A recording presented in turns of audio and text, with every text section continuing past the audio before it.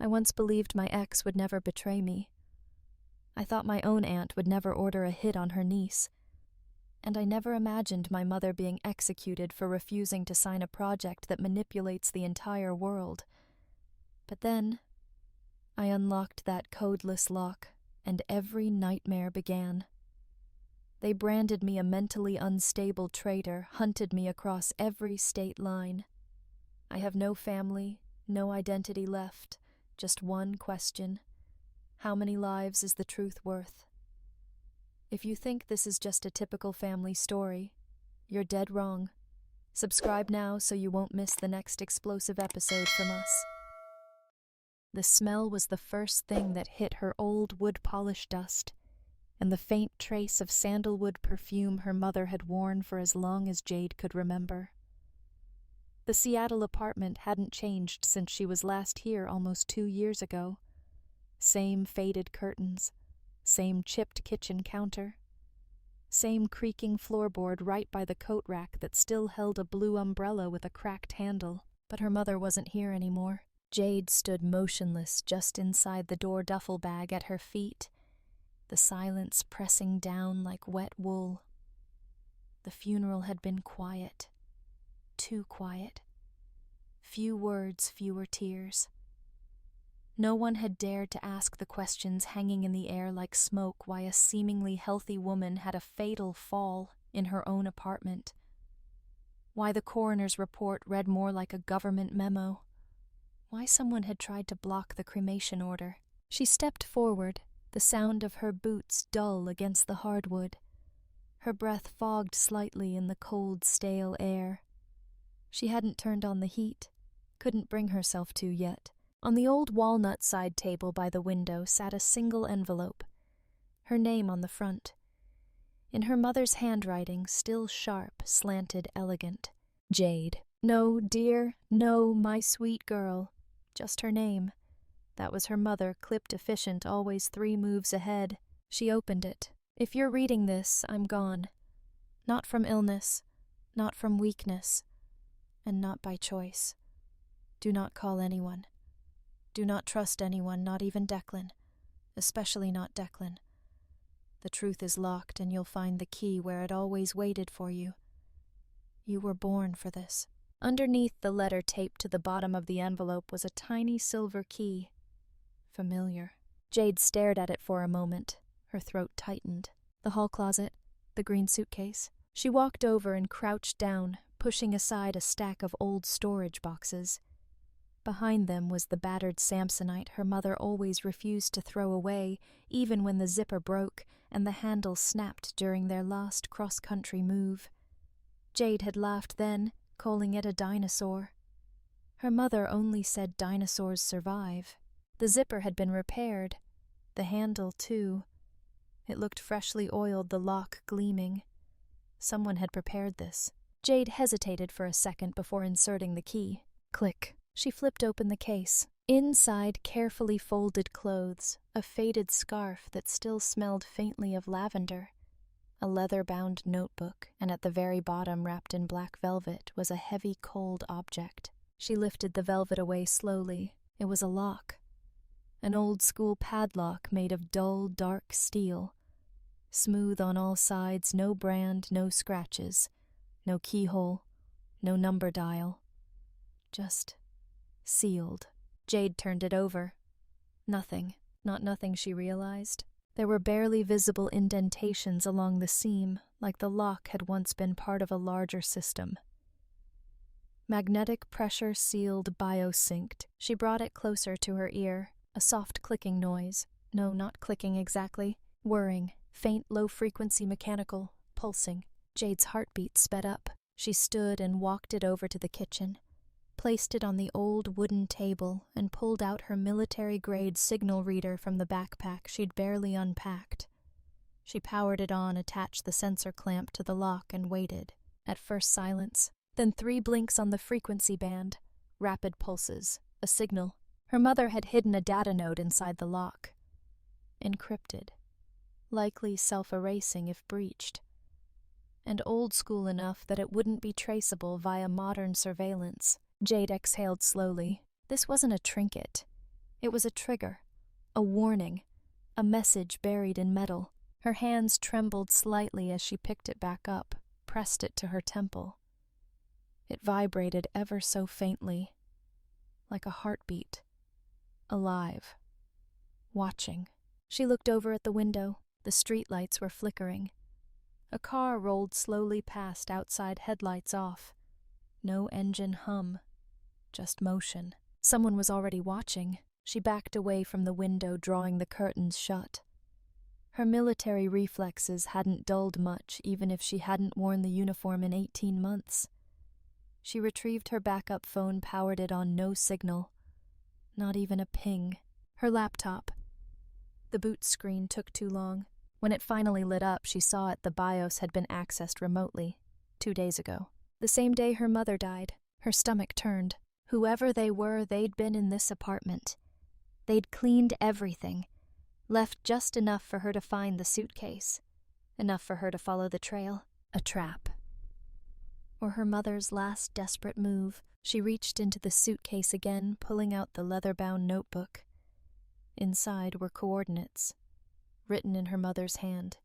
No labels, no explanations.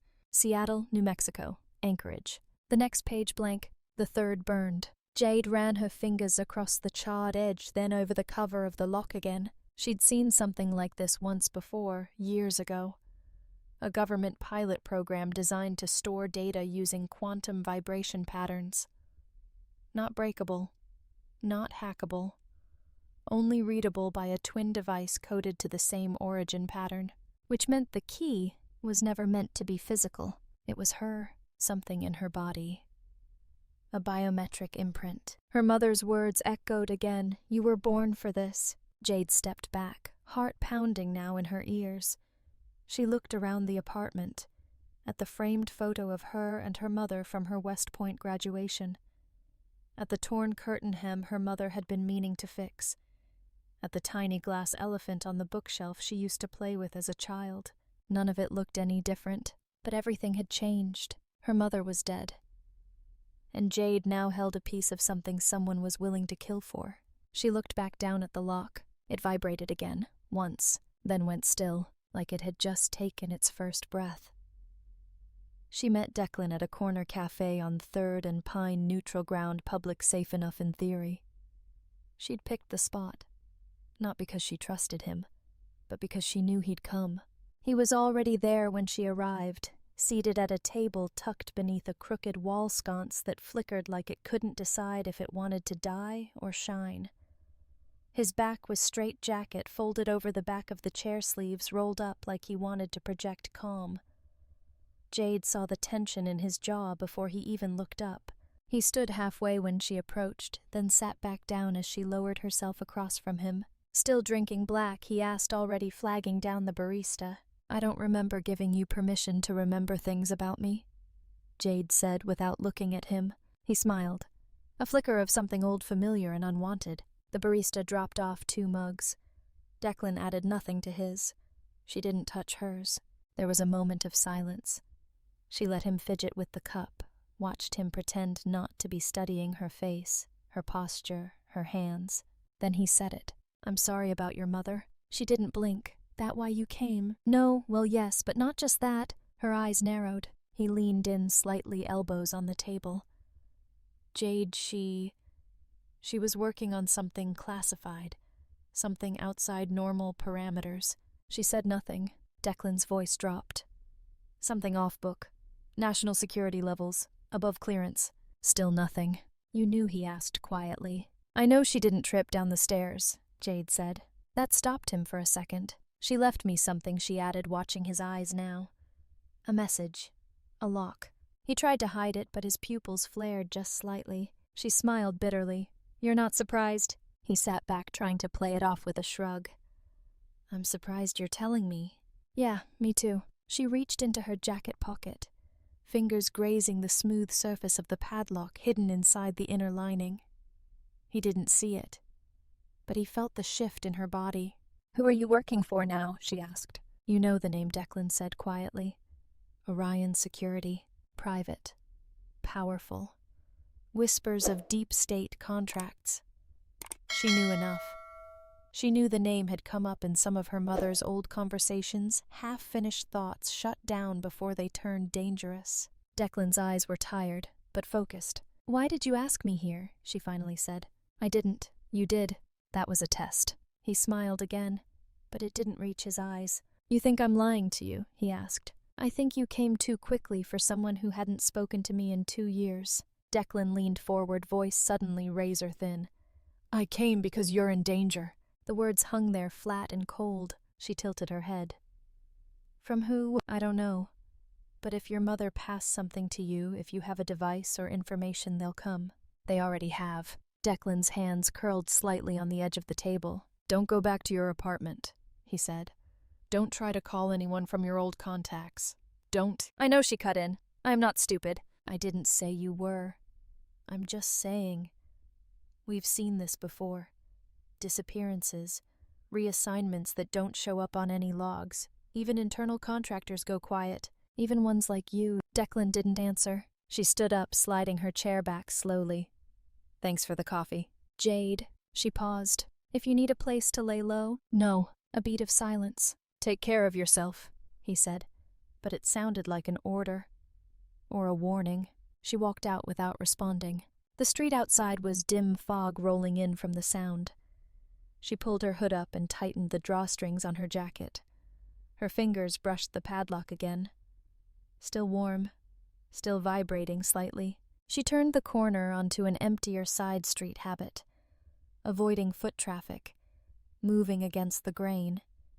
She passed a closed bookstore, a laundromat buzzing under flickering lights, and then 2 men in uniform. They were standing too still, not talking, not walking, not looking at their phones, just watching her. She clocked their stance before she made eye contact.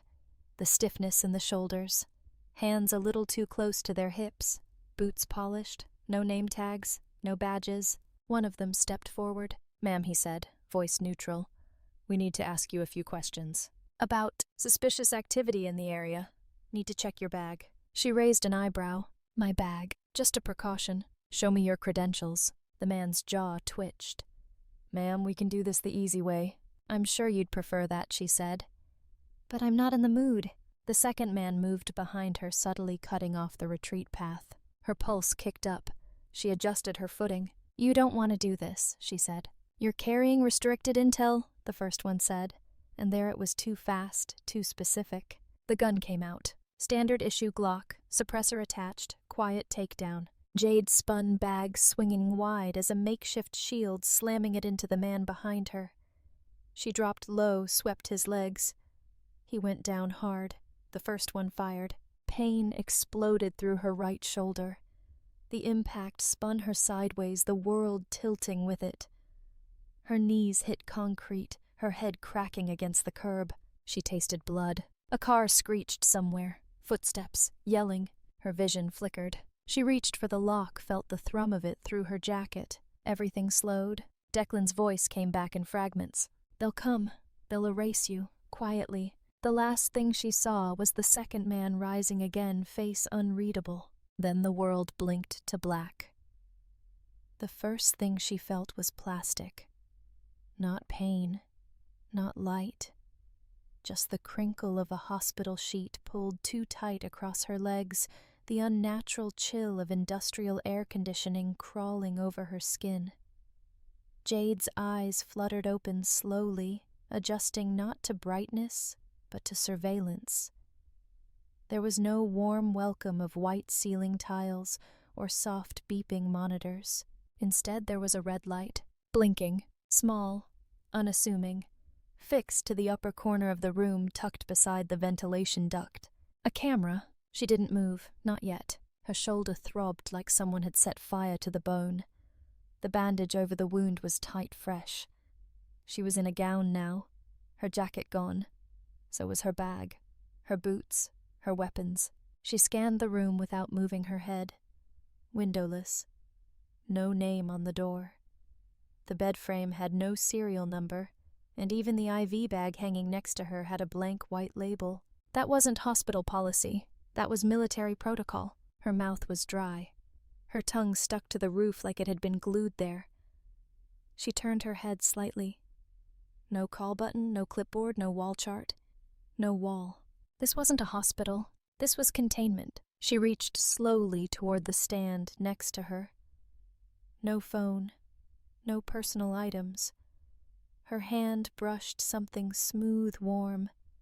She picked it up. Her phone, but it wasn't hers. Same model, same scratches, same case. Different feeling. She tapped the screen. No passcode required. Suspicious already. But when it unlocked, her heart stopped. The home screen wasn't hers. The wallpaper was gone. The apps had been rearranged. Her encrypted folders wiped. She opened the Notes app. Empty. Photos, 0. Messages. All from unknown numbers, vague and formal one-liners that smelled like planted bait. Report status. Subject is stable. Initiate transfer tomorrow. A chill ran through her spine. She powered it off and shoved it under the pillow just as the door hissed open. A nurse stepped in. Young, short, dark ponytail, no ID badge. "Good morning," she said softly, like this was any other day. Jade said nothing. "You're lucky. The bullet missed your artery. Another inch and we wouldn't be having this conversation." Still nothing. The nurse moved to the IV pole and began checking the drip. Her hands were calm. Too calm. "You had quite a scare," she added. Jade's eyes were on her fingers now. The nurse reached into her pocket and pulled out a syringe preloaded capped. Too fast. No label, no explanation. "I'm just going to top off your sedative. Doctor's orders." Jade sat up wincing, but not from pain. "Wait," she said, voice scratchy. The nurse paused. Jade looked at the syringe, then at the nurse. "What is that?" "Just something to help you rest." "I'm not tired." "I think you are." The nurse reached for the IV line again. Jade moved. She gripped the nurse's wrist and twisted sharply. The syringe clattered to the floor, rolling under the bed. The nurse gasped, tried to yank her arm back, but Jade had already used the momentum to pull herself upright, yanking the IV out of her arm with a raw, wet pop. Blood followed, so did pain, but adrenaline drowned it. The nurse screamed, half in surprise, half in rage, and went for the door. Jade shoved her into the wall instead, hard. Her shoulder lit up with agony, but she didn't stop. She slammed her elbow into the nurse's gut, dropped her to the floor, then scrambled over her out into the hallway. Empty. Too quiet. Sterile white halls, no nurse's station, no other patients, no signage. This wasn't a hospital. This was a lab. She ran. Limping, panting, clutching her arm, ignoring the warm pulse of blood running down her elbow.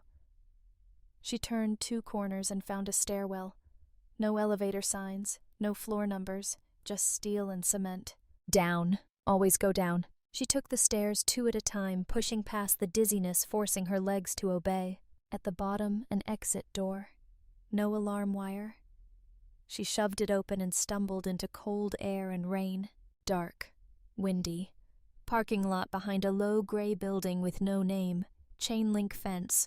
1 security camera on a pole. And parked near the loading ramp an ambulance. No driver. Engine idling. Open passenger door. Thank you, God. She made a beeline for it, ducking into the driver's seat and slamming the door. Her fingers shook as she searched the dash. No keys, just a button. She pressed it. The engine grumbled, lit up. She threw it into drive and peeled away tires screeching against slick asphalt. No one followed, not yet. The gate opened automatically as she approached, scanning the ambulance plate. She didn't look back. Just kept driving until the building disappeared in the mirror and the road swallowed her whole. She didn't know where she was, but she was out. Rain slammed against the windshield like bullets. Her body ached. Her shoulder was a furnace of agony. Blood soaked the gown at the seam. She reached across and found a blanket in the back seat compartment, pressed it hard against the wound. Then she breathed. In, out. She was alive, awake, and someone had gone to a lot of trouble to make sure she wouldn't be. The rain hadn't stopped, but at least now it felt like background noise, less like threat, more like static in the back of her skull. Jade sat behind the cracked glass of a small, forgotten building on the outskirts of Everett. The lock hung around her neck on a shoelace. She could still feel its pulse. This place used to be her father's workshop. Once a naval technician, he'd left the service long before she was born and buried himself in salvage tech repairing old signal converters, radios, antenna arrays from the Cold War era. He used to tell her, even when they silence a voice, the signal lingers. You just have to know where to listen. That sentence came back now, ringing clearer than ever. She had found the building abandoned.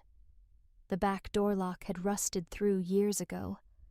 Nothing inside had been touched in over a decade except for the dust that had rearranged itself like soft ash over every tool, every blueprint, every coiled wire and capacitor bin.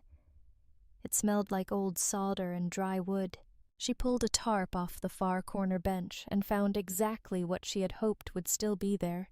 The old signal decryptor her dad had refused to sell, a customized military-grade decoder that ran on analog frequency sweep. She powered it up using an old battery inverter. The machine wheezed to life, lights flickering like eyes opening after too long in the dark. Jade pulled the lock from her neck and laid it on the padded surface like it was alive. Maybe it was. She connected the clamp to the seam along the side just wide enough for a sensor head to slip in and activated the sweep. The first few rotations gave her static noise and one brief chirp of compressed encryption that made the old screen flash red. Security tier red braid. Clearance required level 8 military, deep cell. Jade stared at the screen, her stomach flipped. Red braid was one of the rumored projects. Not officially recognized, not acknowledged on paper, but she'd heard whispers while still active in cyber intelligence. Urban legends among military coders. Red braid wasn't just high clearance, it was buried. She recalibrated the decoder and ran a passive intercept filter, no injection commands, just listening. And that's when she heard it. A voice, soft, old. Jade, if you're hearing this, they've already started. Her mother's voice, faint and compressed, buried beneath layers of encryption so deep the pitch was warped syllables bending like they were underwater. But unmistakable. She froze. The voice repeated, Jade, if you're hearing this, they've already started. The message looped, every 13 seconds, fragmented, incomplete, but enough. Jade swallowed hard. Her mother's voice wasn't calm. It wasn't confident like she remembered from the childhood lectures and soft warnings in the car. It was afraid and exhausted. She sat down slowly, knees locking into place, hands trembling against the edge of the desk. The static of the rain outside pressed harder against the metal roof. Her breathing matched its rhythm. What had they started? What the hell was this lock? And why the hell had her mother involved her? She slumped forward, forehead resting on her arms, breath fogging up the cold aluminum surface. It hit her harder than she expected. The betrayal. Not from the people chasing her, she expected that. Not even from Declan. But from the one person who had taught her to trust no one, yet had still left her at the center of it all. A daughter raised like a firewall. They'll never come for you if you never light a signal. That's what her mother always said. Now she realized her entire childhood had been designed around this one moment. Not love, not safety. Preparation. She stood up abruptly, pacing the room. The walls closed in around her. Not literally, but the weight of it did. She wasn't grieving anymore. She was unmaking herself, her life, her military record, the job she left, the relationships she walked away from. They'd all been part of a strategy. A shell. A casing around something her mother had known was inevitable. The lock vibrated again, like it could feel her rage. She grabbed it, yanked it from the table, shouted into the empty room. What am I supposed to do with you? It pulsed once, then twice. Then the machine beeped. New signal detected. Fragment unlocked. Play. She stared at the screen. Her heart thudded. She hit yes. Another voice crackled through. This is Segment Alpha. Authorization failover in progress. Monroe Protocol engaged. Keyed signature JAM11 active. Proceed with isolation. Then static. Then her mother again. This time the voice was clearer, no longer afraid. Jade, if you're hearing this, Then I failed to stop it. They've compromised the floor. Orion's in bed with Red Braid. I couldn't trust Declan. I couldn't trust anyone. But you were raised outside their net. You were raised quiet. I'm sorry I couldn't love you louder, but that's how I kept you invisible. The message clicked off. Jade sat breath caught somewhere between grief and fire. She was the contingency. Not a child. Not a person. A failsafe. Her entire identity had been scrubbed from systems by the age of 6. She remembered her first day at school when the principal said, "We don't have you registered." Her mother smiled and said, "She's a late addition." Now she knew it wasn't a glitch. It was design. She stood up again, the lock now heavy in her hand. Her vision blurred, jaw tight. Tears didn't come. Not yet. But something else did. Resolve. Jade pulled the old laptop from the corner, fired up the decryption assistant, and typed one line into the blank prompt. "What is Red Braid?" And below it just one more. "And who the hell wants me dead?" The rain had turned into a quiet drizzle, just enough to blur the city lights and smear the edges of her world. Jade gripped the wheel of the ambulance, knuckles pale under the strain. She hadn't driven long, just far enough to feel the ache settle deep in her wounded shoulder, to feel the weight of what she had heard echo through her chest like static behind her ribs. Her mother's voice. Red Braid. Declan. The way he'd looked at her in the cafe. Like he knew. Like he was holding something back but didn't quite have the courage to say it. Or didn't need to because he already knew how this was going to end. She hated that part of her still wanted to believe he hadn't lied. That part of her still reached for the memory of his voice at 2 a.m. whispering dumb things into her hair. Before Orion. Before the silence. Before he disappeared without a goodbye.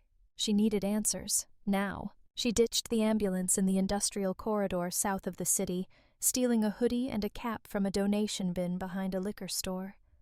Her face was swollen, her body bruised, but her eyes were sharp. Focused. Jade found him just after midnight in a dimly lit parking garage under Orion's secondary satellite office, a place only someone like her would remember. A place he probably thought no one cared about anymore. He was alone. Sitting in his car, staring at something on a tablet. Probably surveillance footage. Probably her.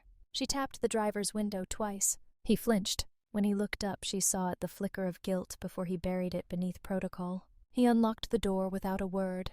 Jade slid in, dripping wet silent. "You look like hell," he muttered. "You don't." A beat passed between them. She pulled out the flash stick, plugged it into the tablet in his lap.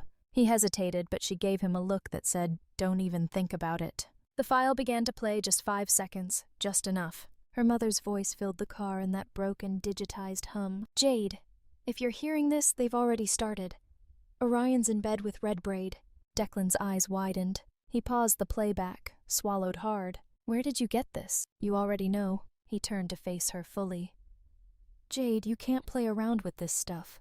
Red Braid's not a rumor. It's not. It's the reason my mother's dead. That shut him up." Silence stretched between them like wire pulled too tight. "I need your help," she said finally. "Someone's trying to erase me." Clean shot to the shoulder. IV sedatives in a black site pretending to be a hospital. You know exactly what that means. Declan looked away, his jaw clenched. "I need access," she continued. "If you still have ties inside Orion, I want names. Movement logs, surveillance access. I need to know who's running this." "And if I say no?" She stared at him long and hard. "Then I assume you're one of them." Declan closed his eyes, just for a second. When he opened them, he nodded slowly. "I'll get what I can. But if they find out I helped you..." "You already helped me, by letting me in the car. You're in it now." She took the flash stick, pocketed it, and then she was gone. Didn't say goodbye, didn't look back. Just walked into the shadows of the garage and vanished. Declan watched her go. His fingers hovered over the tablet for a second, trembling. Then he reached into the glove box and pulled out a second phone. A black one. No brand, no logo, no apps. Just a single contact under the name A. He tapped it. 2 rings. A voice answered, female, clipped precise. "Yes, she's alive," he said. "Of course she is. She's opened the first layer. Silence on the other end, then. How much does she know? Enough to make noise. We can't allow that. Declan looked up toward the ceiling of the garage like expecting to see a satellite through the concrete. I know, he said. Do you want me to contain it? No, not yet. She asked for my help. That's useful. Keep her close, and Declan? Yes. Do not underestimate your cousin. She may not know the whole game, but she knows how to play. The line went dead. Declan exhaled, leaned back in his seat, and whispered, Sorry, Jade. 3 miles away, Jade crouched under the weak light of a bus stop bench. Raindrops still dripping off the brim of her cap. She pulled off the hoodie, slowly feeling the ache in her shoulder buzz with dull rage. Her hand brushed something hard along the inside seam of the jacket, something that hadn't been there before. She froze. Fingers trembling, she reached into the inner pocket and felt around. A seam, not stitched, fused. Her mother had taught her that trick. Micro seams sealed with heat, not thread. She dug at it, fingernail prying it open until the fabric split. Inside a slim metal strip no longer than her pinky. She held it up. A transmitter. A tracker. Her stomach dropped. How long had it been there? She looked up toward the dark clouds above, eyes scanning the sky. No drones yet. But someone knew where she was. Someone had known where she'd been. Declan. He'd hugged her in that cafe. Briefly, a hand on the back. He'd known. She let the strip fall to the wet pavement. Then she stomped it with her boot, grinding it into the concrete until it snapped. The betrayal didn't sting. It burned. The train hissed like it was angry to be leaving Seattle. Jade stood on the platform just long enough to feel the weight of the city lift off her back. Then she stepped onto the train, took a window seat in the rear car, and pulled her hood low. Her shoulder still ached where the bandage wrapped too tight beneath her coat. The scabbed-over wound throbbed with every breath, but she didn't dare loosen it. Not yet. The train pulled away with a lurch. Metal against metal rails groaning under the pressure of something that didn't want to move. She didn't know exactly where she was going, just away, north by northwest. No names, no reservations, cash only, no phones. She leaned her head against the window and watched the city smear into fog. A voice from her mother echoed again in her mind. Movement is safety. Stillness is surrender. 3 hours later, the train had cleared the last edge of the suburbs. Evergreen trees blurred past.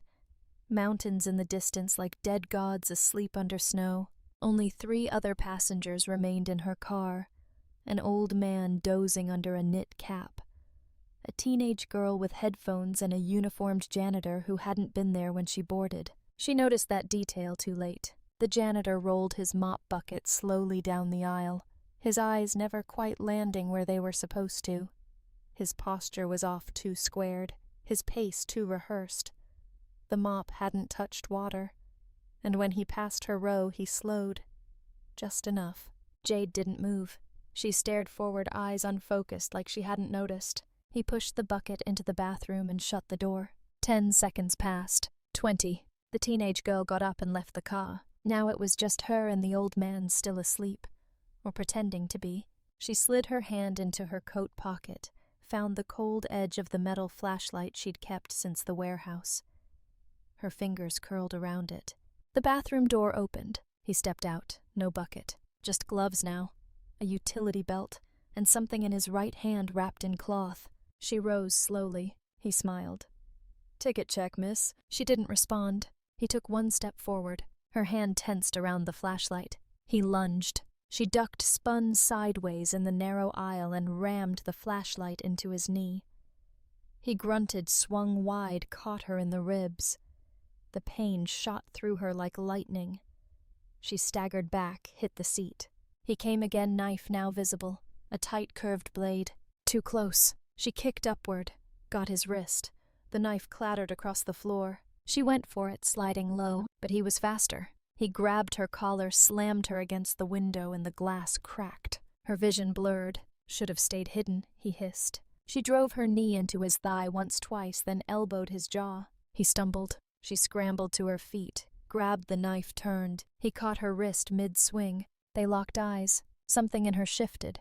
Not survival, not rage. Instinct. She twisted, dropped her weight, rolled her shoulder, and brought the blade up under his arm, slicing clean across the tendons. He screamed, staggering backward. She didn't wait. She kicked the emergency lever. The rear door of the train groaned open to rushing wind and black forest speeding by beneath them. He lunged one last time. She pivoted and shoved. His body tumbled out into the darkness, swallowed by motion. She hesitated only a second, then jumped. The fall wasn't graceful. She landed hard, shoulder first, rolling down a wet incline into pine needles and broken earth. Her leg snapped sideways against a rock. Pain shot up her thigh. Something tore.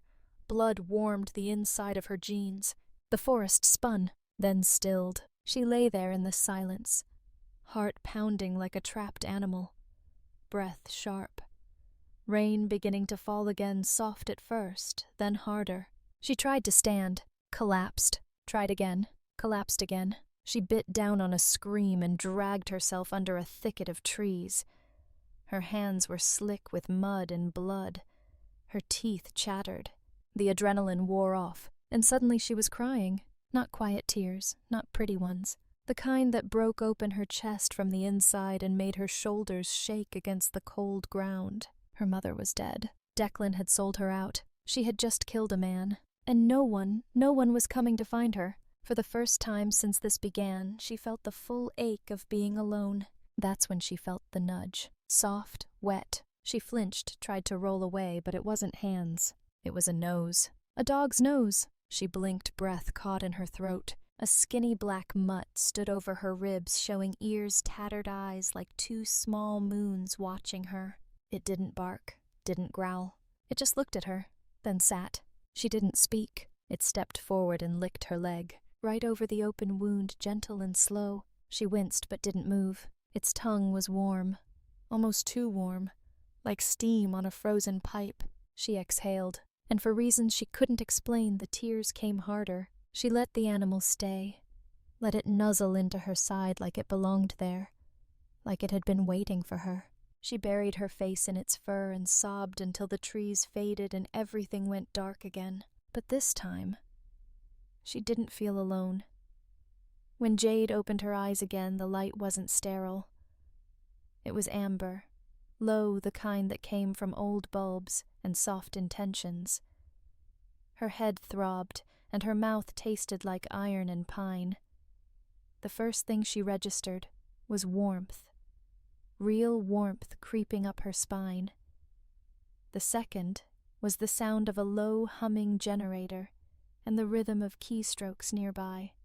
Not a hospital, not a prison. Somewhere in between. She tried to move. Easy, a voice said. She flinched. Don't. You tore the ligament in your thigh and your shoulder's still stitched. We did what we could. She turned her head. A man in a patched military coat sat near the foot of the cot, typing with one hand and holding a tea mug in the other.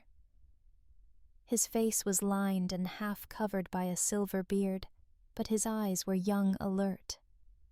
Paranoid. He gestured to the room around them with a nod. You're safe, for now. Welcome to nowhere. Jade looked past him. The place was a forgotten fallout shelter tucked under earth and metal and shame. There were server racks built from scavenged parts, power banks fed by car batteries and cables running across the floor like roots. 3 others moved about the room. One was soldering something. Another watched a half-dozen screens showing dark web forums and satellite pings. The third, young, maybe 19, was peeling open an encrypted drive with a smile like he was unwrapping a toy. The man returned to his typing. You probably have questions, Jade croaked out. Who the hell are you? He smiled. No one you'll find in any database. He took a sip of tea. We're called the Unlisted. She narrowed her eyes. You named yourselves that. We didn't, he replied. They did. When they blacklisted us, canceled us, scrubbed us, we wore it like a scar. Eventually it became a badge. He stood, walked over, and handed her the mug. She took it with a shaky hand. I'm Penn. Used to work logistics in the Navy. Then I leaked a report about waste dumping in the Pacific that got buried under 17 layers of redaction. After that, I was gone. No pension, No ID, no voice. He pointed toward the others. Thui's ex-NSA refused to manipulate a congressional server during an election cycle. Gone. Tariq built a facial recognition algorithm they turned into a crowd suppression tool. He pulled the plug. Gone.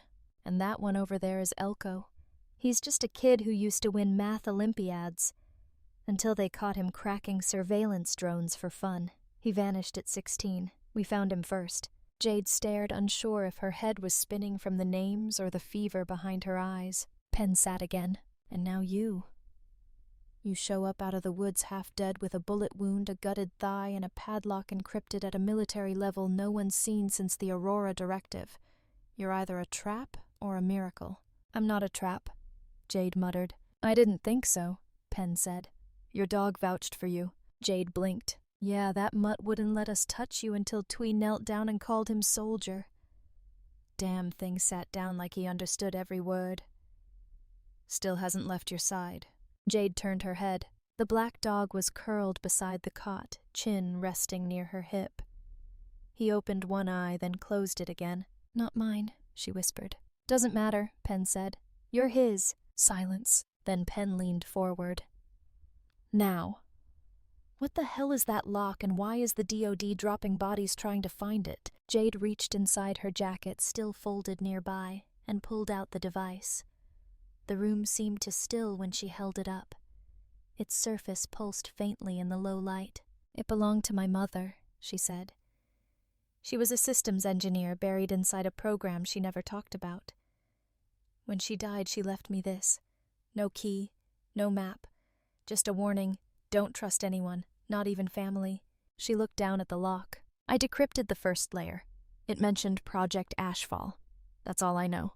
The name hit the air like a dropped weapon. Pen's mug paused midair. Twee looked up from his screens. Tariq stopped typing. Elko whispered, "Holy shit." Jade looked between them. You know it? Pen nodded slowly. We've heard whispers, but that's all they ever were, echoes inside black sites and old corridors. Every time someone gets close, they disappear. Documents burn. Servers die. Twee approached. Ashfall isn't a weapon. It's worse. It's perception management. Jade frowned. Tariq chimed in, voice flat. It's a global campaign built to manipulate digital sentiment.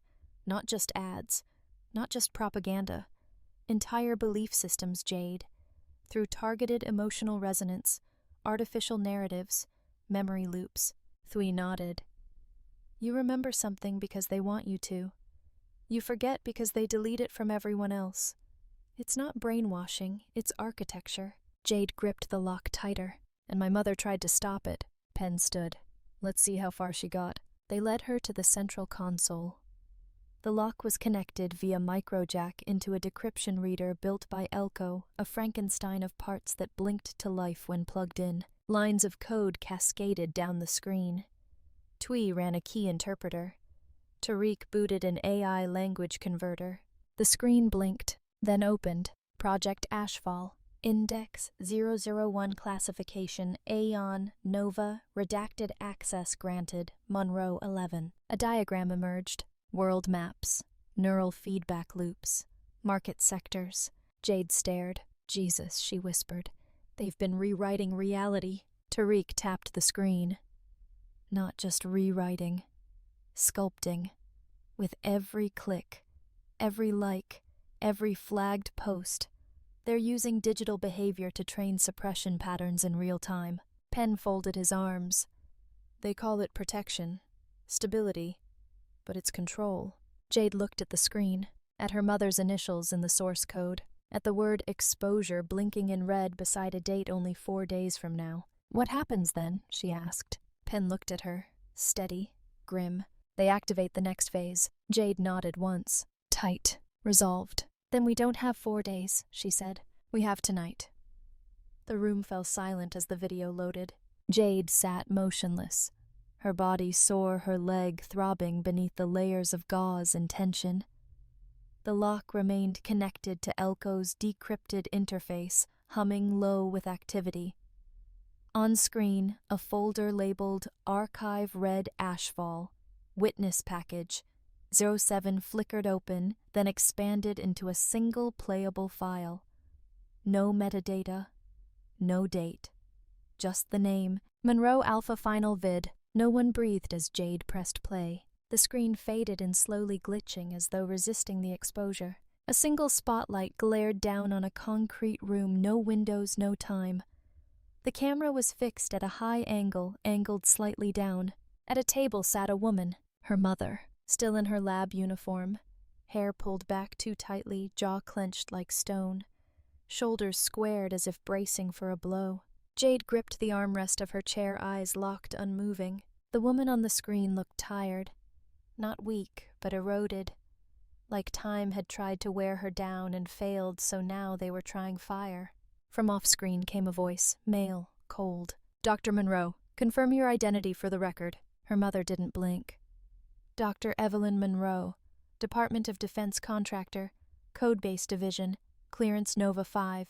Do you understand why you're here?" "I understand perfectly." The voice shifted, more informal now, almost curious. "You refused to sign off on the final integration sequence." "That's correct." "Why?" Her mother hesitated. Her fingers curled on the tabletop. "I built the neural shell, not the directive. I never agreed to behavioral override coding. You approved phases 1 through 3. Those phases didn't involve manipulating public memory in real time. They didn't turn people into programmable receptors. You knew what Ashfall was. I knew what they told me." Silence. Then a new voice entered, deeper, steadier. Jade's body tensed. He stepped into frame, a tall man in a dress uniform, clean cut, too polished. Medals lined his chest like scars disguised as symbols. But it was his face that stopped her. She recognized it. Not from memory, but from an old framed photo in Declan's childhood home. A smiling man with his hand on Declan's shoulder at a military banquet. His godfather. Now she knew the truth. The man stepped closer to Evelyn Monroe. He didn't shout. He didn't threaten. He simply spoke with the confidence of someone used to being obeyed. "Evelyn, we gave you everything. Security, access, purpose. You knew this would change the world." Her mother looked up at him, and for a moment Jade saw something rare, disgust. "I raised a daughter in a world where people still had the right to change their minds. To say no. You're asking me to erase that. We're offering you the future." "No," she whispered. "You're offering me control. I'm saying no." His face hardened. "We can't let you walk. I didn't expect you to. You won't get a second warning." Her voice cracked, but only slightly.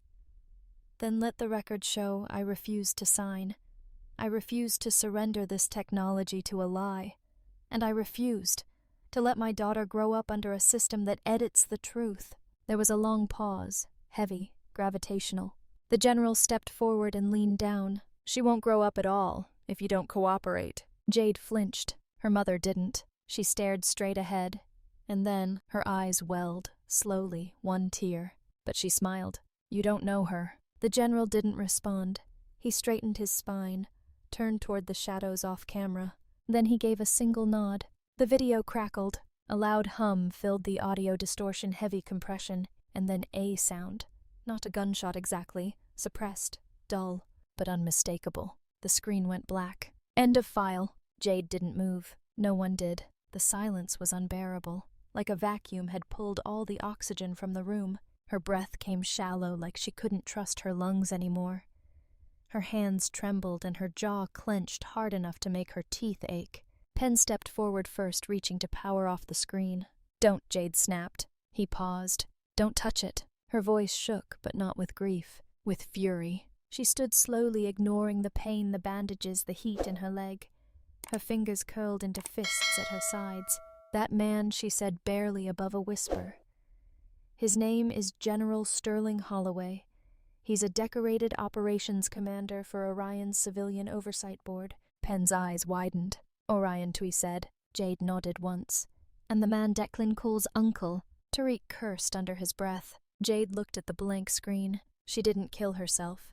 She didn't fall. They executed her in an unmarked room after she refused to sign off on a war against human memory. She turned toward them, eyes lit with something that no longer resembled survival. She died for saying no. Thuy stepped closer. That video alone if we leak it. No, Jade said. Not yet. Pen raised a brow. You want to wait? She left it for me. Not the world. Not yet. She wanted me to finish it. The leak won't be enough. They'll spin it, discredit it, burn the witnesses. She turned eyes glassy but fire-bright. I don't want them to panic. She paused. I want them to bleed. The message went out at 02:14 a.m., masked through half a dozen compromised news servers and a defunct UN cybersecurity listserv. Redline protocol file. Verified copy ready. 72 hours until publication.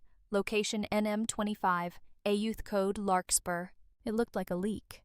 Sloppy, desperate, too hot to be false. Exactly what Jade intended. Pen called it a suicide note disguised as bait. Jade called it necessary gravity. The kind of gravity, she said, staring at the cracked screen of a burner laptop that draws predators out of caves. New Mexico wasn't chosen at random. It was one of the earliest testing sites for Project Ashfall's electromagnetic perception trials. Something buried there still sparked every satellite scan like a ghost.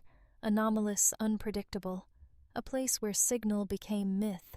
We used the interference Jade told the Unlisted team to go invisible. The plan was simple and suicidal. Stage a fake drop of the original Ashfall file, draw out Orion agents or anyone above them. Film it, leak it, create doubt, distrust, enough cracks to break open the public front. Jade stood inside a rust-bitten gas station restroom in Carrizozo, dressing herself in a black hoodie, a Kevlar vest beneath, and taping an old analog recorder to her ribs. Thuy handed her an encrypted mic and a burner radio. Say the word and we vanish the feed. Say another and we burn everything. Jade nodded. Outside, the wind screamed through the desert as the sun dipped. It wasn't night yet, but it wasn't day anymore either. The hour where things died in shadows. They arrived at the decoy site, a decaying parking lot behind a shut-down slaughterhouse off Route 380. The air buzzed with radio ghosts and static. Nothing could be clean here. Even the light felt glitchy. Jade stood in the open, 1 foot on a broken cinder block, holding a hard drive painted fire red in her palm like an offering. Pens circled on the ridge with a scoped camera. Thuy manned the drone jammer. Tariq monitored inbound signals from inside an abandoned van 200 meters away. Minutes passed. Then headlights. 4, 6, 8 sets. They came from 2 directions. One from the main highway, the other from a dirt path no one should have known. Unmarked SUVs, midnight black, windows tinted to obsidian. Jade didn't move. From the passenger seat of the lead vehicle stepped a man in a civilian suit. Too clean. No dust. Not local. He held no weapon, but his eyes, those were knives. He approached. Jade didn't speak. He stopped 10 feet from her. We don't want the file. His voice was smooth, like a politician who never needed to raise it. We want you. Jade's fingers curled tighter around the fake drive. You shouldn't be alive, he continued. You shouldn't know what you know. And if you did, you should have stayed buried. Jade smiled, cold, venomous. Maybe I did. Maybe I came back anyway. He nodded once, like a teacher accepting a failed student's answer. He snapped his fingers. Gunfire erupted. From the rooftop of the slaughterhouse, from the SUVs, from the ridge. But Pen had already seen it coming. Move! His voice cracked over the earpiece as the first shots bit into the ground near Jade's boots. Thuy triggered the light disruptor. A burst of phosphorus flash blinded the east side attackers just enough for Jade to dive between a fallen beam and a rusted trailer. Bullets shredded the air, glass exploded, tires burned. Tariq sent the van full throttle down the slope, drawing half the shooters with it. Jade crawled behind a stack of pallets, breathing in gravel and gasoline blood, leaking from a fresh graze on her shoulder. Pen dropped from his post, sprinting down with a second drive full of dummy noise. He made it halfway. A single shot hit him center chest. He fell, arms flailed, but didn't scream. Jade turned just in time to see his eyes meet hers across the space. No anger, no regret. Just a silent transfer of intent. He lifted the red drive one last time and hurled it into the firelight. It shattered beneath the bullet's strike embers, swallowing it whole. The attackers surged forward, but something changed. Sirens in the far distance, static rising. The drone jammer fried itself from feedback. Thui's voice screamed in Jade's ear. Now go take the ridgeline west. Jade ran limping, bleeding, throat dry. The stars above didn't blink. The dust below didn't give. Every step felt like swallowing fire. Shots behind her. Voices, then silence. The silence that comes after a price has been paid. When she reached the top of the ridge, breathless, she looked back. The slaughterhouse smoldered in smoke. Penn's body didn't move. Jade collapsed in the brush, choking on blood and dirt, gripping the reel drive inside her vest like it was a pulse. She didn't cry. She didn't scream. But her teeth clenched as she whispered to herself, "This isn't the leak." She closed her eyes. This is the war. The road into Alaska wasn't a road anymore, just frozen veins of gravel and fog curling between the mountain ridges. Jade drove a battered Jeep with cracked windows and a heater that coughed more than it breathed. The sky above was a dull bruise, not quite night, not quite anything. She hadn't slept in 38 hours. Every town she passed felt ghosted, too quiet, too clean, too watched. She stopped in a place that didn't have a name, just a rusted sign that once read, Outpost 17. It was little more than 2 cabins, a fuel pump, and a satellite dish pointed at nothing. There, under a blue tarp behind the first cabin, sat a man with a shotgun across his knees and a stare like winter itself. He didn't move when she stepped out. "Monroe," he asked. Not like a question, like a confirmation. Jade tensed. "You knew my mother." He nodded once. His name was Reuben Callahan, retired communications chief Army, once stationed with her mother during a Black Flag operation in Kabul. Now he looked like a relic carved from snow and regret. "I saw you in her eyes," he said, "even back then." She didn't know why those words cracked her, but they did. Inside the cabin, the stove groaned, and metal walls sweat with old heat. Reuben poured bitter coffee black as engine oil and set down a metal lockbox between them. "I was there," he said when she broke the oath. Jade blinked. "What oath?" Project Ashfall wasn't just about disinformation. It was about inheritance. Codes passed through bloodlines. Cognitive imprinting. They needed families to stabilize the neural encryption. Your mother was a key. Your father was the coder. Jade's hands stiffened around the mug. "My father died before I was born." Reuben shook his head slowly. "He disappeared." Her breath caught. "I buried an empty casket," she whispered. Reuben opened the lockbox. Inside were papers yellowed, annotated in identical block handwriting, and a photo. A younger version of her father, dressed in fatigues, standing beside her mother, smiling like he didn't know the storm he was building. Jade stared at it as if it might blink. "He designed the core algorithm that runs Ashfall's simulation models," Reuben said. "And when he realized how far they'd go, he ghosted himself, burned every trace, became what you are now." "A shadow," Reuben nodded. "A digital absence, not dead, just unfindable." The silence sat between them like a loaded gun. Jade ran her fingers over the edge of the photograph. "All these years," she said. "I thought he abandoned us. I thought—" Her voice broke. "Mom never spoke of him. Not once. She couldn't," Reuben said gently. The moment she did, they'd know she still carried his memory. That was the one thing Ashfall couldn't control: grief. So she buried it. For you. Jade's throat locked. Her mind flooded not with questions, but with a pain that had no shape, no name. A pain built from every empty father-daughter dance, every science fair he missed, every bedtime story she read to herself. "He was the first ghost," she said finally. Reuben reached across the table, slow with a kind of reverence. He placed a single USB stick in her palm. "He left that for you. Told your mother if the world ever burned, you'd know what to do." Jade clutched it as if it were a bone from his body. "What's on it?" Reuben looked away. "Something that kills the machine. But only if you still believe it's worth saving." Jade stood. The wind outside howled. She was trembling, but not from fear. From the weight of blood. From the terrible grace of truth. from knowing that her mother had died for this, that her father had vanished for this, that her life, every lonely chapter of it, had led to this moment, and she hadn't broken. Not yet. "Thank you," she said, voice low, cracked raw. Reuben rose beside her. "You're not your parents," he said, "but you carry them." She nodded, then stepped into the cold again. The USB felt like it hummed in her hand, as if her father had found a way to whisper through code.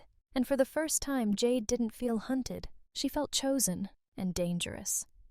The black government SUV rolled to a stop at the edge of a private airstrip near Juneau. Jade stepped out, wind slicing across her face like a blade. The snow was clean. Too clean. Nothing here belonged to the public. This was Power's backyard. Across the runway stood a steel hangar, guards with unmarked patches, no insignias, no words, just cold hands on warm triggers. Jade walked straight through. Inside, a woman in a navy blue suit leaned over a polished metal table, staring out at the mountains like they answered to her. Her hair was perfect, her voice even better trained. "Hello, Jade," the woman said without turning. "Hello, Aunt Catherine." That word aunt felt like poison on Jade's tongue. Catherine Monroe had once braided her hair and sung her lullabies. Now she ran one of the most secretive defense intelligence subcommittees in the country. The woman turned her smile as soft as steel. "I'm sorry about your mother," Catherine said, though her tone betrayed no real grief. "She died because of you," Jade replied. Catherine's jaw twitched. "She died because she tried to do the right thing at the wrong time. The world doesn't reward timing. It rewards control." Jade stepped forward, sliding a manila folder across the table. "You want control. Here. The first half of Ashfall's structure. Backdoor's IP fingerprints. It's already been cloned in 8 nodes across the globe. So if you kill me, it multiplies." Catherine's expression didn't change, not even a flicker. "You always were dramatic," she said. "Just like your father." Jade's pulse thumped in her ears. "You told me he was dead." "I said he was gone," Catherine corrected calmly. "And he is. Not everyone survives disappearing." Jade leaned in, voice razor thin. "You hunted your own brother-in-law. You tried to erase your own sister." Catherine stepped around the table, heels clicking softly on concrete. "We do what's necessary to preserve the Republic, Jade. This country doesn't run on honesty. It runs on silence and obedience." She opened a drawer, slid across a sleek black folder with gold trim. It bore no markings. Inside, a non-disclosure agreement 3 inches thick. A government seal. A retinal scan box. "And if I don't sign this?" Jade asked, eyes unmoving. "You disappear, and no one will even notice." There was a pause. A breath. Catherine's voice dropped to a whisper, soft as a mother's lullaby. "I know about the child, Jade." Jade didn't blink. "She doesn't exist on paper," Catherine continued, "but she does in your heartbeat. Her name is Ava. Born 4 years ago in Stuttgart, blonde like your mother, laughs like you did at her age." A silence razor sharp. "I know where she is," Catherine said, "and I know how to make her vanish too." That was the moment something ancient and dangerous uncoiled in Jade's chest. She didn't move, didn't shout, didn't scream. Instead, she slowly pressed the side of her coat. A faint click. Catherine's eyes narrowed. What was that? Jade stepped back, calm, calculated. "My coat zipper," she said. "The one you had tagged. I rewired it." Catherine moved toward her. "You wouldn't dare." "I'm broadcasting," Jade said simply. "Live feed. Satellite bounce through Iceland. The second I walked in here." For the first time, Catherine's face cracked. Only a little, but it cracked. "You're bluffing." "I'm bleeding," Jade whispered. "I'm hunted, and I've buried more names than you've signed off on. So no, I'm done bluffing." She pulled a small black flash drive from her pocket and set it on the table like a blade. Catherine stared at it. "That's your copy," Jade said. "You have 24 hours to shut Ashfall down internally before I do it publicly. After that, you and every name I traced in the chain goes live." Catherine didn't reach for it. Instead, she studied her niece, this girl she used to feed with a spoon, now a woman made of fury and control. "You're more like your mother than you know," she said at last. "I know," Jade replied, and without another word she turned and walked out. No gunshots followed, no alarms, just the slow tremble of old power finally cracking under the weight of bloodlines betrayed. And in Jade's pocket the recorder kept humming every word captured. It wasn't revenge she carried. It was proof, and that was always more dangerous. Jade sat alone inside the rusted-out trailer tucked deep in a pine thicket north of Anchorage. The glow of the laptop screen illuminated her face, tired, bloodied, unflinching. Her fingers hovered above the send button, every file she had gathered, every fragment her mother died to protect, every whispered name, every encrypted recording, the footage of her mother's interrogation, the trace logs linking Catherine Monroe to the execution order, Declan's surveillance transcripts, coordinates, IP jumps, thermal scans, biometric signatures. She had it all. One folder, titled in cold bold letters, Ashfall 42, Noise is Control. Her cursor blinked.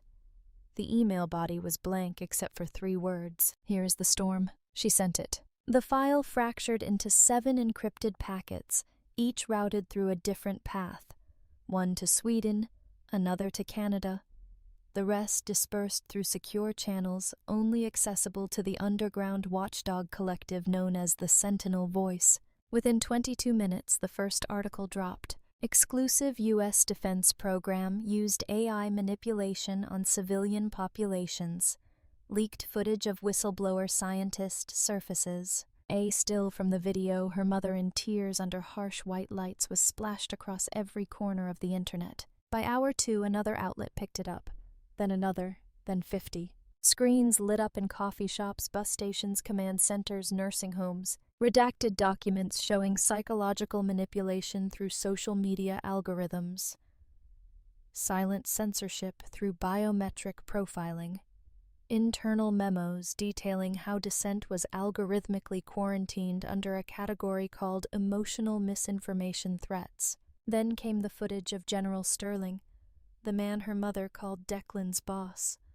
The world watched him scream, "If she won't sign, she doesn't walk out of here." The explosion online was immediate. The first protests began just before midnight in D.C. Hundreds gathered outside the Capitol, candles in hand, photos of her mother taped to cardboard signs. By morning, they became thousands. Some held handmade placards. "Truth isn't treason. Project Ashfall equals domestic warfare. We are not algorithms." Cable networks scrambled to confirm. Analysts refused to speculate. But the people, they didn't wait for permission. Jade watched all of it unfold from a cracked smartphone propped against a whiskey bottle. A message popped up from the Sentinel Voice. "It's done. You did it." History just woke up screaming. She didn't reply. Instead, she stepped outside the trailer into the bitter cold. Snow caught on her eyelashes. Her breath rose like smoke. In the trees, she saw the black dog again, the one from Montana. No tags, no collar, just eyes that didn't flinch in the dark. It sat down near her boot and watched the forest like it remembered war. Behind her, on a different screen, live coverage showed senators being grilled under oath. Questions fired like bullets. "Were you aware of Project Ashfall's social experiments in U.S. schools? Did you authorize biometric harvesting without congressional approval?" No one had answers. The backlash was faster than anyone predicted. Embassies requested emergency briefings. Canada called for an international ethics tribunal.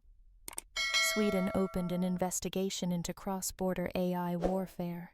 A week earlier, Jade Monroe was a fugitive with no home and no family. Now her name was whispered like a storm across intelligence circles. Still, she didn't celebrate. She didn't post. She didn't speak. She simply sat with the dog and watched the trees shift, because she knew this wasn't the end. It was the first public blow, but shadows don't die in daylight. They regroup, and the difference this time, she wasn't alone in the dark anymore. The world turned on her in less than 12 hours. Not through bullets, not through handcuffs, through screens. The news alert pinged first on a gas station monitor in Texas. Breaking: former Army cyber specialist wanted for threats against national infrastructure. Then came the video. It opened with grainy night vision footage. A shadowy figure, clearly a manipulated version of Jade, stood before what appeared to be a military compound. Her mouth moved, but the voice didn't match. Doctored, stitched together from old footage during her deployments, re-rendered with deepfake precision. The background was fabricated, but the expression was hers. Angry, determined. It didn't matter that it wasn't real. By the time she saw it, the video had already reached 50 million views. State media branded her as a cyber-terrorist, a mental instability risk, a discharged tech soldier with extremist leanings. Even worse, a traitor. In airports across the world, her face looped in silent horror beneath banners of red text: wanted, do not approach, considered armed and dangerous. The image was designed to humiliate. Hair tangled, eyes wild. A freeze frame pulled from the train security footage when she was bleeding and running for her life. Jade watched all of it from inside an abandoned data relay bunker just outside Fairbanks, Alaska. The concrete walls were sweating from the cold. A single candle flickered beside her. Across from her, Harlan, the grizzled ex-NSA ghost who now ran ops for the Unlisted, sat hunched over a screen, shaking his head. "They went full scorched earth," he muttered. Jade didn't speak. Her jaw clenched as she scrolled through hundreds of comments. Death threats, conspiracy threads. Strangers analyzed her facial tics, her posture, even her silence. She no longer existed as a person. She was an idea bent and burned in the public square. Then came the knock. 3 taps rapid-fire coded. Cora entered, tall, dark hair in a tight braid, former Darknet activist, one of the few who still looked her in the eye. "It's ready," Cora said. "She's ready." Jade followed her into the side room. There on the screen was herself, or rather the digital construct they called Jade version. It blinked, breathed, tilted its head exactly like she did. A fully autonomous avatar generated from biometric samples, voice clips, and real-time mimicked behavior.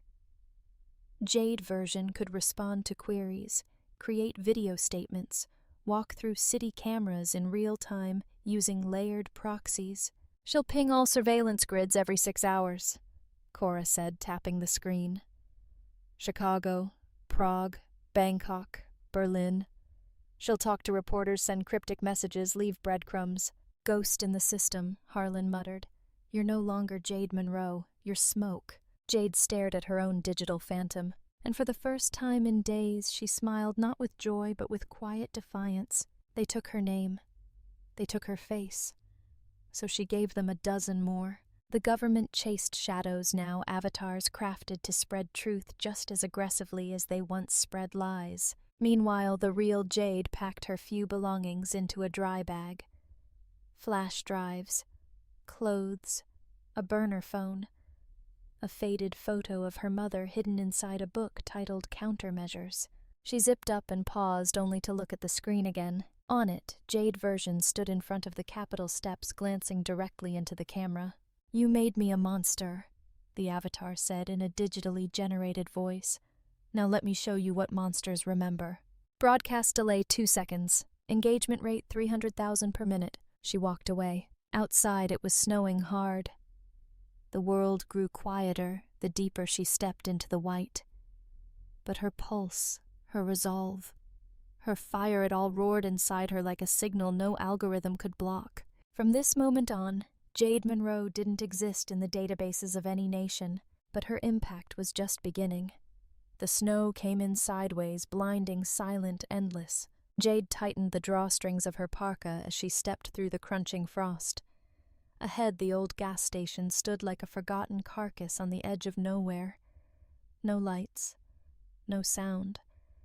Only the flicker of a single sodium bulb swaying on a rusted pole, casting yellow arcs across the empty lot.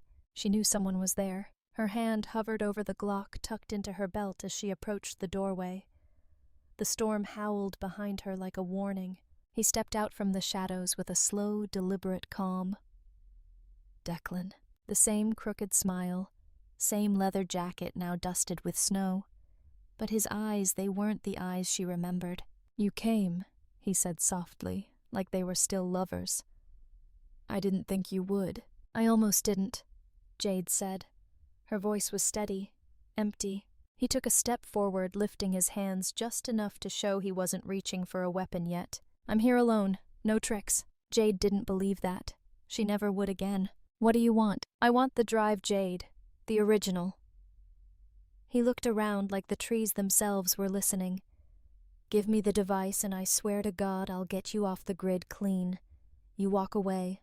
No prison, no bullet. Jade almost laughed, but her fingers curled tighter. Why do you care now? You already sold me out once. That wasn't enough. Declan's face tensed. There was a flicker of shame or maybe guilt. Hard to tell. He dropped his gaze to the snow for a moment, then looked up again. I didn't know they'd go that far, he said. I didn't know about your mom. I just followed orders. Then maybe it's time someone else stopped. Declan took another step closer.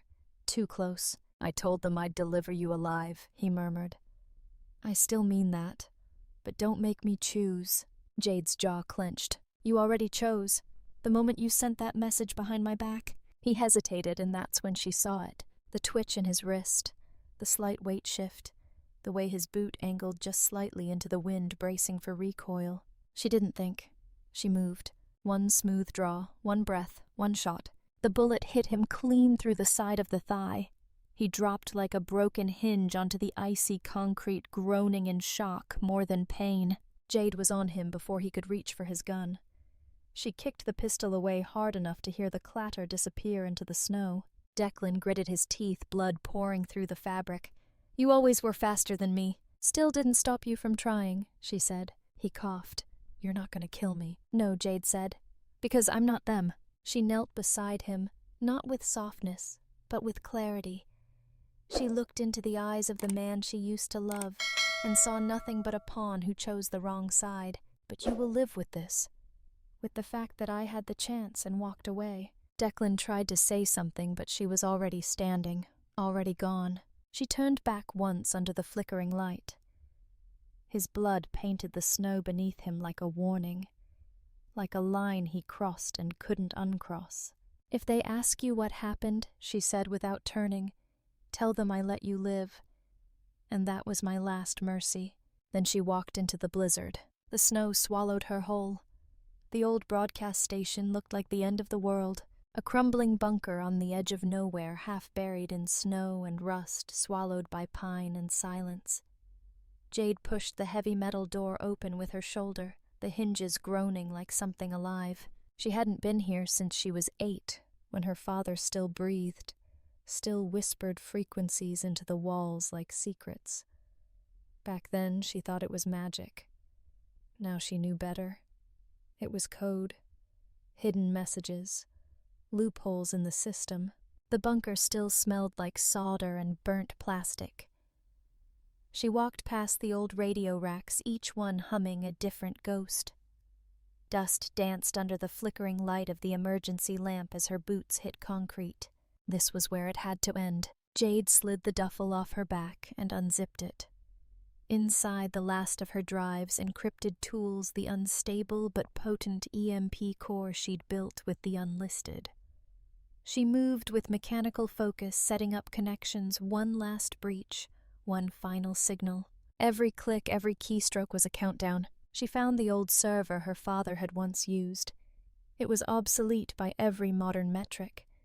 But in that irrelevance lay its power untraceable, unconnected to the cloud, a relic immune to surveillance.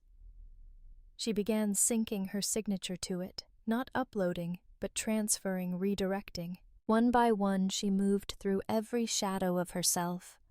Medical records, tax IDs, bank trails, military logs, biometric traces. The system tried to resist. Red alerts blinked, authentication barriers rose. But this was her game. She bypassed firewalls like breath. She reprogrammed her DNA print into garbage code. She made her fingerprints invalid across every platform. Facial recognition would now register her as noise. Every file bearing the name Jade Monroe turned into a glitch. She wasn't erasing herself. She was making herself unprocessable. The screen buzzed. A final prompt. Delete all known instances and derivatives of identity. Jade Monroe. Are you sure, Yin? Jade stared at it, and then she typed. A single window popped up. Final message. Her fingers hesitated over the keyboard for the first time. She thought of her mother whispering warnings through encrypted waves. Her father disappearing into a ghost system he built himself. The friends who died for her freedom. The faces on the streets of D.C. holding signs with her name, some real, some framed as lies. And she wrote, "If I disappear, let it mean something. Protect others the way someone once protected me. J." She pressed send. The upload ran. The servers glowed. The system began to melt from within. The EMP sparked in its containment field, ready. Her laptop blinked 3 times, then blacked out. Cameras fried. Radios screamed static. The floor shuddered with the pulse of erasure. She backed away as sparks flew across the bunker like wild stars. The light dimmed. Every screen died. A low, almost beautiful whine echoed through the concrete as the core reached full charge and burst. No more Jade Monroe. No more records. No more trail. Just wind, just snow, just silence. She stepped outside into the dusk, her breath rising in the cold. The forest watched her like it knew what she had done. She looked down at her hands, still hers, still trembling. But to the world, she was gone, a ghost in a system that no longer remembered her. A year later, the world had shifted, but not in the way headlines promised. The storm Jade Monroe unleashed had reshaped the internet's underbelly, not its polished surface. On the darknet's quietest corners, a new pattern emerged, random dumps of classified files from nowhere, attributed to no one. But they bore a signature digital fingerprints that only the very few would recognize J0 Monroe. No selfie, no bio, no voice, just data and truth. One of the drops revealed coordinates of a detention center hidden beneath an air base in Nevada. Another named 3 retired generals receiving private payouts from ghost corporations. Each leak was an incision into the thick armor of a world that believed it was untouchable. Governments denied. Journalists whispered. Whistleblowers watched the skies before speaking. But Jade, she was gone. Not dead. Just gone. In a small town, stitched into the snowy spine of the world, unmapped and rarely visited, there sat a tea shop so silent you could hear the steam whistle like a lullaby. No sign. No camera. No Wi-Fi. Just the smell of cardamom and firewood. A woman ran it. She didn't talk much. She read mostly. Repaired things, refilled people too in her own quiet way. That afternoon, a boy no older than 9 pushed through the wooden door clutching a frozen e-reader in both hands. His eyes flicked with frustration, cheeks flushed from the cold. His gloves had holes. The woman behind the counter looked up. He stood there a second, then held the e-reader toward her, locked. "I didn't do anything. It just stopped. I didn't even drop it." She tilted her head gently, taking it from his trembling fingers. "What's your password?" she asked softly. The boy hesitated, then mumbled my mom's name. But I think it changed by itself. She sat by the fireplace. With hands calm as breath, she removed the back panel with an old tool. Not standard, something crafted long before modern repair shops forgot how to see the inside of things. He watched. She didn't ask him to stop. He peered over her shoulder, curious. "What are you doing?" "I'm helping it remember who you are," she said. She rewired something, then rebooted the system with a coded tap along the panel left, middle, right. The screen blinked, then lit up. The boy gasped. It worked. She smiled, handing it back. "What's your name?" he asked, eyes wide with trust. The woman paused. Outside, snow fell in slow spirals. She looked at him and simply smiled. "No one important," she whispered. The boy skipped out, leaving behind a warmth that lasted longer than the tea. She stood alone now. The fire cracked once. The scent of pine and memory hung in the air.